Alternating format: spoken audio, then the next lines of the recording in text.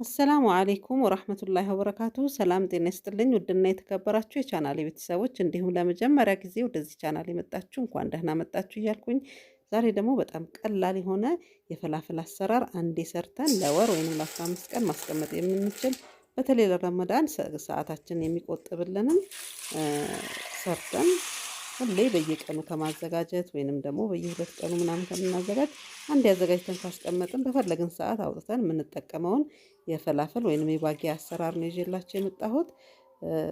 ቪዲዮውን እስከ መጨረሻ ድረስ እንድትከታተሉ እየጋበዝኳችሁ ወደ ስራው እንገባለን።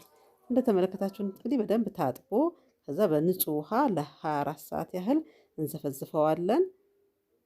ከዚያም ከ24 ሰዓት በኋላ ይሄንን ይመስላል። የቀረውን ውሃ ደፍቼ በደንብ ደግሞ መልሼ እንደዚህ ያለቀልቀዋለሁኝ። ከዛም ቤት ውስጥ ባለን መፍጫ እንጠቀማለን። እንግዲህ ሽምብራውን የተወሰነ ከዛም ደግሞ ሽንኩርት፣ ቀይ ሽንኩርት፣ ነጭ ሽንኩርት፣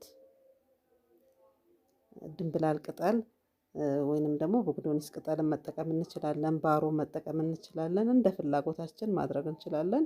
ከዛም ቃሪያ አድርገን ይሄንን መፍጫችንን አረፍ አረፍ እያደረግን በደንብ እንፈጨዋለን። እዚህ ጋር በእንደዚህ አይነት በእኔ አይነት መፍጫ የምትጠቀሙ ከሆነ በርከት አድርጋችሁ አትፍጩት። ብዙም እንትን አይለውም፣ እሺ ብሎ ቶሎ አይፈጭም። ስለዚህ አነስ አነስ እያደረጋችሁ ፍጩት። ይህ እንግዲህ የባጊያ ግብአት ይሄ ብቻ ነው ማለት ሳይሆን እነዚህ አብረን አፈጭተን አብረን ልናቆዩ የምንችል ነው። ሌላዎቹን ደግሞ ቅመማ ቅመሞችን ደግሞ ልክ ልናቦካል ስንል መጠቀም እንችላለን። ይህን ይመስላል እንግዲህ ተመልካቾቼ።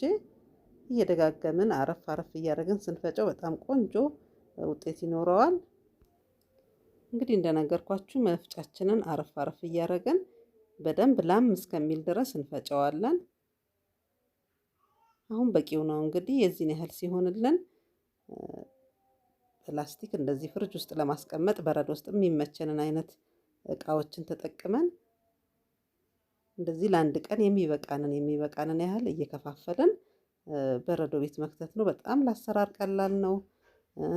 ጊዜያችንን በጣም ለረመዳን ይቆጥብልናል። ለኢባዳም ጊዜ እንዲኖረን ይቆጥብልናል። ጊዜያችንን ተጠቀሙበት። ጥሩ ዘዴ ነው።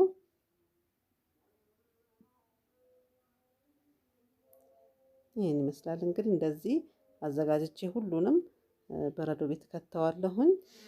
ሌላውን ደግሞ ከበረዶ አውጥቼ እንዴት እንደማቦካ ደግሞ በሌላ ቪዲዮ ኢንሻአላህ ይዤላችሁ እመጣለሁኝ።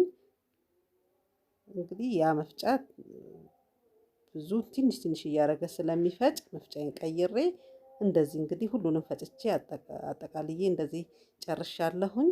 ይህን ይመስላል እንግዲህ ተመልካቾቼ የዛሬ ስራዬን ከወደዳችሁት ላይክ፣ ሼር ማድረጋችሁን አትርሱ። እንዲሁም ኮሜንታችሁን አስቀምጡልኝ። በተረፈ ደግሞ በሌላ ቪዲዮ ኢንሻአላህ አቦካኩን ይዤ እመጣለሁኝ። ሰላም ሁኑልኝ እስከዛ